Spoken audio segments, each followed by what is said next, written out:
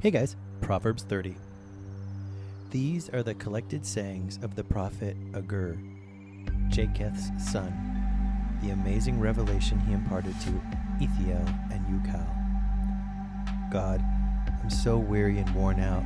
I feel more like a beast than a man. I was made in your image, but I lack understanding. I've yet to learn wisdom that comes from the full and intimate knowledge of you, the Holy One. Who is it that travels back and forth from the heavenly realm to the earth? Who controls the wind as it blows and holds it in his fist? Who tucks the rain into the cloak of his clouds? Who stretches out the skyline from one vista to the other? What is his name? And what is his son's name? Who can tell me? Every promise from the faithful God is pure and proves to be true. He is a wraparound shield of protection for all his lovers who run to hide in him. Never add to his words, or he will have to rebuke you and prove that you are a liar. God, there are two things I'm asking you before I die, only two. Empty out of my heart everything that is false, every lie, and every crooked thing, and give me neither undue poverty nor undue wealth, but rather feed my soul with the measure of prosperity that pleases you. May my satisfaction be found in you. Don't let me be so rich that I don't need you, or so poor that I have to resort to dishonesty just to make ends meet. Then my life will never detract from bringing glory to your name. Never defame a servant before his master, for you will be the guilty one, and a curse will come upon you. There is a generation rising that curses their fathers and speaks evil of their mothers. There is a generation rising that considers themselves to be pure in their own eyes, yet they are morally filthy, unwashed, and unclean.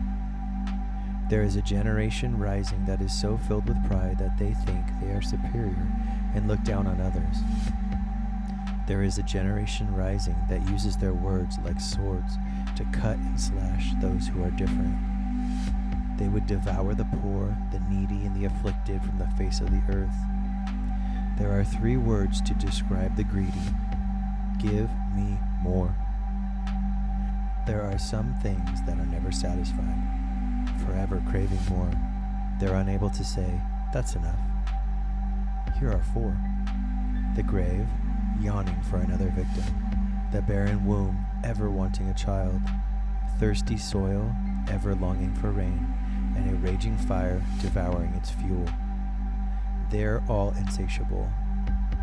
The eye that mocks his father and dishonors his elderly mother deserves to be plucked out by the ravens of the valley and fed to the young vultures. There are four marvelous mysteries that are too amazing to unravel. Who could fully explain them? The way an eagle flies in the sky, the way a snake glides on a boulder, the path of a ship as it passes through the sea, and the way a bridegroom falls in love with his bride. Here is the deceptive way of an adulterous woman.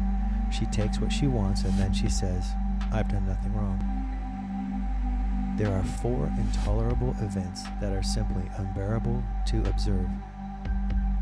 When an unfaithful servant becomes a ruler, when a scoundrel comes into great wealth, when an unfaithful woman marries a good man, and when a mistress replaces a faithful wife. The earth has four creatures that are very small but very wise. The feeble ant has little strength, yet look how he diligently gathers its food in the summer to last throughout the winter. The delicate rock badger isn't all that strong, yet look at how it makes a secure home nestled in the rocks.